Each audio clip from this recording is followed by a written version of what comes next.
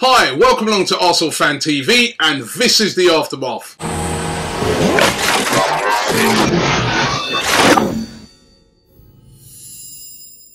Hi, welcome along to the aftermath, along with our sponsors today, Mondo Goal.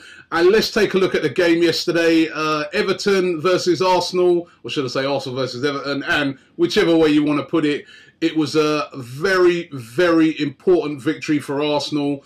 We saw the day before that Manchester United had won, Southampton had slipped up again, and Liverpool are on a bit of a charge at the moment, as we saw with them beating Manchester City yesterday. So it was really, really important that we got that result against Everton, no matter which way it came, and it was another one of them. We didn't really play our silky stuff. We looked very, very nervous and apprehensive after that, really horrible game against Monaco, and it really showed. And listen, I was just grateful in the end that we got the win. We deserved the win, no doubt about it. I think we were kind of fortunate that we were playing a team like Everton that are sort of near the bottom, that haven't been performing themselves, and they didn't really put us under the intense pressure. And we started off the game and went throughout that game so slowly. It was so pedestrian by Arsenal. Not what we used to, but once we stepped it up, we seemed like every time we did step it up, we'd score. Great goal by Olivier Giroud. Now, listen, how great was that by Arsene Wenger? I've got to credit him for not dropping Giroud, for leaving Giroud in there. He was under the spotlight. He was, the firing squads were lining up for him if he had another bad game like what he did against Monaco. But he kept faith in him, and Giroud repaid him by scoring a great goal. Could have had more in the game. And also Thomas Rosicky coming on at the end, that energy that we needed, and getting another big goal. There's a bit of a deflection there, but it was a big goal that sealed the game and finally killed off Everton. And it was a massive, massive 3 points. It wasn't really about the performance. It was about bouncing back after that horror show against Monaco, and Arsenal did it. And it was really, really, really important. We're going to get into your tweets and see what you guys had to say about the game. Let's see what you guys had to say. Lots of people wanting to comment. Let's start with Cumbrian Gooner. He said, Giroud lacked some confidence apart from the goal. Gabriel and Ospina made some crucial tackles and save, and he says onwards and upwards. Samuel Wenger says, we did not win convincingly. 3 points nonetheless. I thought Gabriel had a solid game. Let's forget about Monaco, he says. It's hard to forget, mate. We're trying to forget, but it's hard. Bashir says, Robbie, if BFG was playing instead of Gabriel, he puts an interesting question here, do you think we'd still have won the game, or without Ospina? Now, I've got to say, first of all, let me say with Ospina, I thought he was brilliant yesterday. This is why you shouldn't judge players too early, especially goalkeepers. And listen, when you're a goalkeeper, you're going to make some mistakes. Goalkeepers' mistakes are highlighted tenfold. I mean, if Ospina would have made the mistake that Gabriel would have made yesterday, it probably would have been a goal and we'd all be slating him. So you don't really get a chance to recover. You make a bad mistake, the goal's gone in. I thought Ospina has done brilliantly since he's come in for Arsenal. Yes, he's not Peter Cech, he's not Courtois, he's not, but you've got to give him a chance. Look at David De Gea last season for Manchester United. Every Man United fan was slating him. He's rubbish. Get rid of him. He's too skinny. He's this, he's that. Now he's one of the most sought after goalkeepers in Europe.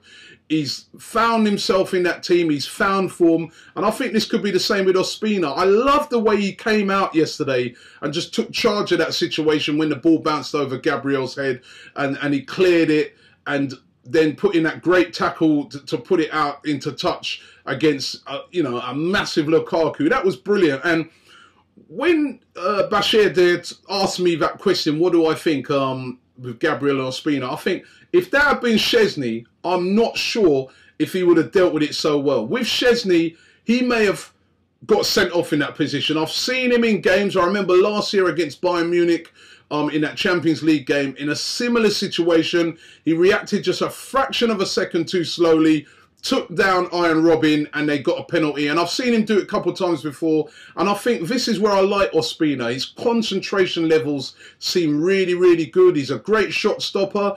He's quite commanding in the box. The amount of corners that they had yesterday at Everton years ago, they would have got at least one of those.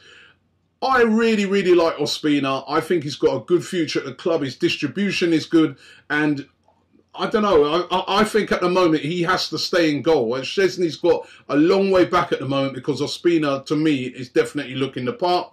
Gabriel, first full game. I thought, again, he done well. He had that moment at the start of the game, which that could be a defining moment in his career. We might look back on it. But if from that mistake, Lukaku would have went on and scored, you know, it would have dented his confidence so badly because it would have been such a bad mistake. You don't let the ball bounce like that. But luckily for him, Ospina dug him out of jail. And then after that, he was brilliant. That last-ditch tackle he made, and he was just commanding in everything he did. And he had that pace, something that unfortunately Per Mertesacker doesn't have. And again, Gabriel might be in for a run of games now because he was very impressive. So my answer to that is... I'm going to sit on the fence. Ben Hall says some dodgy moments, but nothing the defence couldn't handle. Gabriel looks solid. He has to start every week, he says. El Cohen says, a new striker and 2 new goalkeepers needed in the striker. They're just not good enough. Is he an Arsenal fan? Come on, come on. Give it a chance, mate. Bring back Henry says Giroud is a top striker. Many teams would want a player like him. He's not a world-class striker. He's not the world-class striker, though, that we're used to. Tom Mitchell says Giroud has to do it consistently. Same thing Claude was saying in his interview yesterday. Gabriel, impressive after early nerves. And he says Gabriel was impressive after early nerves and he made that game-changing tackle against Ospina. Gareth Kerrigan says Giroud was decent, just needs to do it against the bigger teams. And Gabriel is better than Mertesacker. He had a good game, better than Mertesacker after one game. BJ Buddy says Gabriel played with passion and strength for his first match. Ospina was the man of the match. He gave everything. Jay Goons says feel much more solid with Paulista and Ospina at the back. BFG should have just retired after the World Cup win. Ozil to Sanchez says Ozil and Giroud showed that we have a lot of ignorant fans. There was a fan behind me. He was slating off Ozil all throughout the game, and then Ozil pops up with that assist at the end. Ozil can do that, but I agree with a lot of fans out there. Ozil, again, needs to start doing it more consistently. He can command games. He's that good. But sometimes he seems on the periphery of things and he just strolls along through games. I want to see Mesut Ozil, with the class that he's got, take games by the scruff of the neck and say, right, you know what, give me it. I'm going to make some big things happen now. I think he doesn't do that often enough. He is, you know, £42 million. He's supposed to be one of our talisman. He needs to do that a bit more. Ron says, why is Walcott not playing yet? Sanchez looking so knackered. We need to refresh our squad before Manchester United.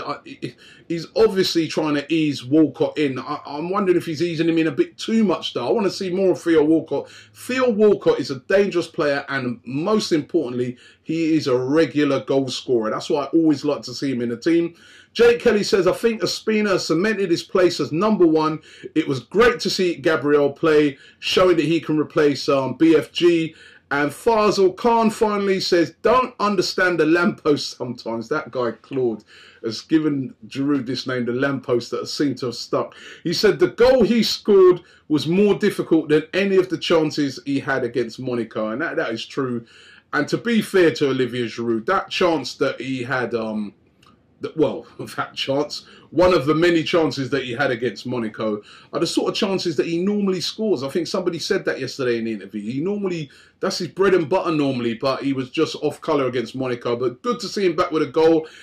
We now move on to Queen's Park Rangers away. Again, a winnable game. We won there last time we played away there. It won't be easy. London derby for them. Big London derby for them. They'll be pumped up for it. But if the right Arsenal turn up, we should take 3 points, and then it's on to Manchester United. away a week on Monday, and that, of course, we all know that's going to be a mega game. But let's get those 3 points in the bag against Queen's Park Rangers. We're in 3rd place now. You know, the real interesting thing that I found yesterday, I was at the game yesterday, and a guy said to me before the game, he goes, "Oh, no, Liverpool just beat Manchester City. He goes, "Oh, that's a bad result for us." And there was a lady next to me, and she said to him, "How's that a bad result?" And he said, "Well, Liverpool, you know, they're gaining on us now, you know." And the lady said, "Listen, forget about Liverpool. We should be looking at it and saying that was a good result because we're only 4 points behind Manchester City. Let's go after 2nd place." And I hope the players are feeling like that. Don't just be settling for 4th like what we always do. We know we can't win the league, but let's try and finish as high up this thing as we possibly can. Let's try and get 2nd. Let's try and say, right, we finished 2nd this season. Next season, we're going to kick on and win it all. That's the sort of ambition that the team needs to show. And even the fans. And I really like what that lady said yesterday. That was so interesting. Don't forget to leave your comments below. Let us know what you thought about the game at the weekend and what you're thinking going into Queen's Park Rangers. Don't forget, you can go to our app and also to our shop if you want to get yourself some goodies. And don't forget, go into the link below here. The show today's been sponsored by Mondo Goal. Now, we've gone into a new partnership with Mondo Goal. They do a fantasy league football. Now, these fantasy leagues, not like the other ones where you've got to sign up for a whole season and go throughout. This one is a week-by-week one, right? So if you can sign up right now before the first game starts, it always has to be before the first game of the weekend or midweek. And the first game is, of course, on Tuesday night. Put your team in. You can either sign up for free or you can do the cash league. All the links are below. Enter your team. I'm going to enter my team and I'm going to be tweeting that out throughout the day and sending it out on Facebook. See what you think. See if you can match it. And you can win prizes on it. Or what we might even do on the free league this week, the person who wins that, I'll throw in a t-shirt or something. But go into that league there, Mondo Goal. The links are below. Get involved with that weekly fantasy league. I'll tell you what, I was putting together my team before the show, right? This is the great thing about this Mondo Goal. This is where it makes you realise the managers, the job that they're up against. And I stacked it up with all these star players. I had Aguero up front. I had a midfield Yaya Toure. I had Santi Cazorla in there. I had Alexis. And then when I looked at the top, right, at the top of the list, it says on there how much money you're allowed to spend. You're allowed to spend £100 million, right? And I'm thinking, yeah, that's loads of money, right? I was about minus 60 million. So I had to rejig my whole team. So it's really interesting. Really test your knowledge of what you know about the Premier League. But check it out in the links below. Enter our Mondo Goal League. Remember, you've got to get in fast for this week because the first game is on Tuesday. And again, of course, they've got games on Wednesday with the big Arsenal playing. So make sure you enter your team into Mondo Goals. As I said, I'll be tweeting out my teams. And also you'll see, you know, lots of links. And I'm going to do a video about it as well to show you exactly how to do it. But thanks for watching the Aftermath today. Looking forward to that game against Queen's Park Rangers. If we can get another 3 points from that game, we are really setting ourselves in a good position to finish high this season. I know it's not the league, but we just got to keep pressing on. That's what we got to do. Keep pressing on, keep the momentum going, especially going into that Manchester United game, and who knows? Over there. Boss. Come on, pal. Do that. Pal, come on, man. Pal, please, man. Do that. Signature, man.